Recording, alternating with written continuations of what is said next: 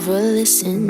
You hold me back, will never last. Keep talking all your shit. Hey colorful weirdos! My name is Nina and welcome back to my channel. And if you're new here, hi, my name is Nina. For today's video, I will be bleaching my hair. This is the final result actually. And also, I will be talking about what kind of bleach I use and the developer that I use as well. So if you're curious to know what I use for my hair care and my bleaching, keep on watching. So what you will need for bleaching is obviously bleaching powder. All of my stuff are here already in this tray that I have. So what you will need is bleaching powder. Any bleaching powder will do. I got this from BBC. So I have this and your developer. What I like about their bleaching kit is you have this and you also have this one, yung VCO, yung pre-bleach please. Kaya siya tinawag na pre-bleach please is because this is what you will put sa hair nyo para hindi masakit yung scalp. So, yeah, bagong gising ko lang. Kaya, gusto ko na talaga mag-bleach ng hair. And I will put my PDF file that I made nung last video ko about, I talked about how, like a guide bleaching, parang talk lang siya, yung a guide for bleaching the hair. You can also watch that after this video. Parang yung video na yon, it's all about how to take care, how to bleach, and what do you need to do, or what materials do you need when you will bleach. So, actually, sinabi ko na, parang I'm repeating everything that I said sa video na yon, but this time, ako gagawa. So, eto na. So, what you will need is a plastic bowl. It needs to be plastic bowl, not metal bowl, because hindi siya mag-work. Hindi mag-work yung metal bowl when you put the bleach. I forgot kung ano nang, basta may reaction siya. So, yeah. So, need to be plastic bowl and a brush. Panghalo lang. I actually talked about this also in our live from BBC. You can check that out as well.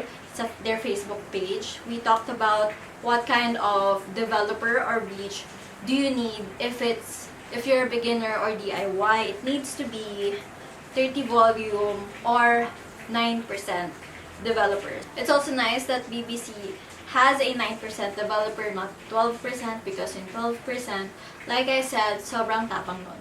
Where to get this, you can actually message BBC. So what I said is, you will need a plastic bowl, bleaching kit obviously, a dirty mirror for my bleach and my hair color. So, para may guide din ako. Makita ko. And then, kasi ibang camera sa mirror. I don't know, for some reason, ganun yung nafe-feel ko. Anyways, gloves, kasi masakit yung bleach. Believe me, sobrang sakit ng bleach pag bare hands. I've tried. And also, since, yun nga, no metal here, dapat di metal bowl, dapat yung clips nyo din, hindi metal. Or kahit yung tali mo lang. Pero I rather have the clips kasi yung tali ko pa minsan nagkakaroon ng bleach, hindi ko na siya nagagamit. So, ang gagawin ko is brush the hair first para walang tangled hair.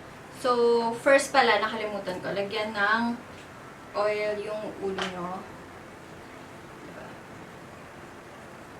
You can actually, madami to eh. So, you can actually make this as your after hair also. Kaya ako, madami pa akong oils dyan.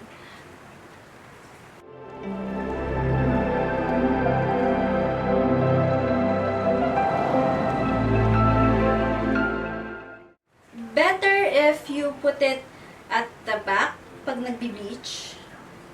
Why? Because mas healthy yung likod ng hair nyo kaysa sa taas. Because siya yung usually na-expose sa sun. So, mas fragile yung baba. Ay, yung taas. Kaya mas better if sa baba kayo nagsistart. So, ito yung bleach ko. Inano ko lang siya dito. Sa black na yan. And we're gonna use Take Your Milk.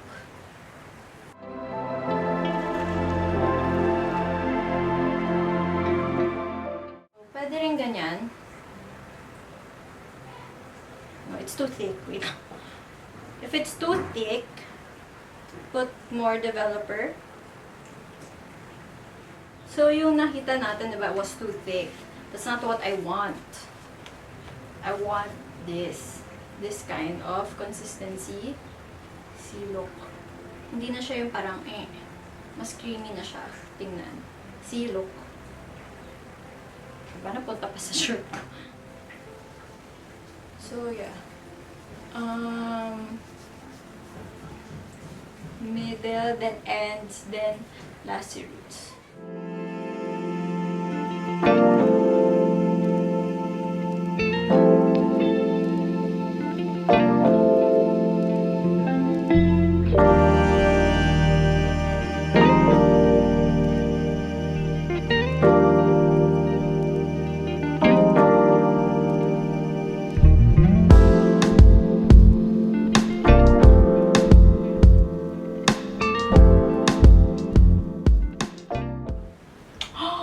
Oh no!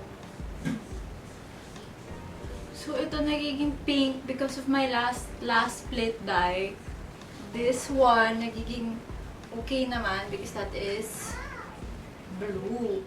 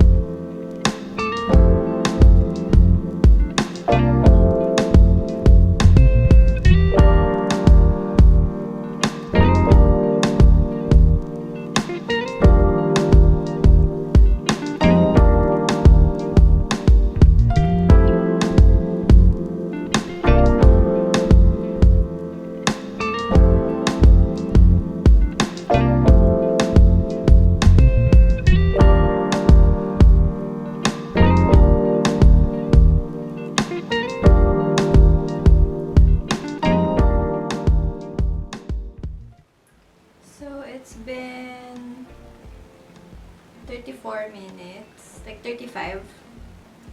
So, binababad ko siya ng 45 to 1 hour. But right now, 45 na lang. Since I have no hope for this one, since pink to, for sure. So, yeah. From what I learned, kailangan talaga madami yung developer nyo. So, siguro, have an extra developer. So, yeah, yun lang. So, yeah, after this, siguro I'll rinse. And I'm not gonna retouch anything. If you want, if gusto nyong tanggalin yung pink, better next week nyo na i-bleach yung hair nyo. So, yeah, good thing yung hair ko na gagawin for my next hair color is pink. So, I think it would be okay.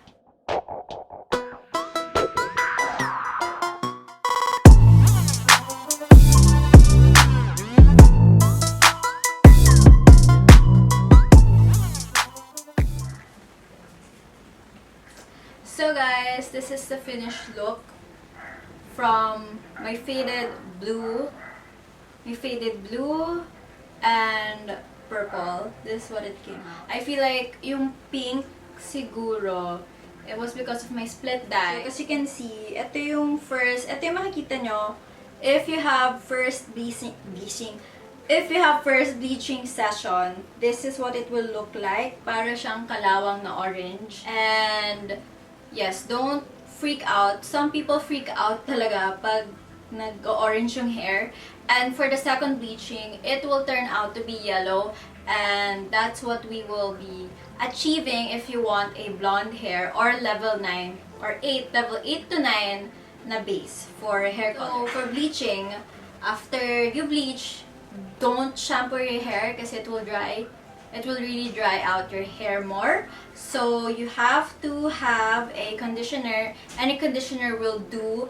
Keratin conditioners from BBC, any keratin conditioners that you want to use from them, I highly recommend Reconstructor. Ito yung sobrang, my hair was super dry na talaga to the point na nag-brittle na siya sa ends, and then yung binabad ko siya with this one, it became, naging hair siya. Naging hair na siya ulit. I hope you learned something. I hope you had fun watching me struggling with my bleaching method. And disclaimer, I am not a professional hairdresser. I just DIY my hair. So I'm not a professional hairdresser. It's up to you if you want to follow my methods or if you want to follow my rules, my guide. Everything is in my description box below. You can check my PDF file that I made and also the videos that I made for the bleaching, a guide for bleaching the hair, and the link for BBC. So yeah, hope you like and subscribe to my channel and hit that notification bell so that you'll get notified when I have a new video. The way you make me feel, I'm in so much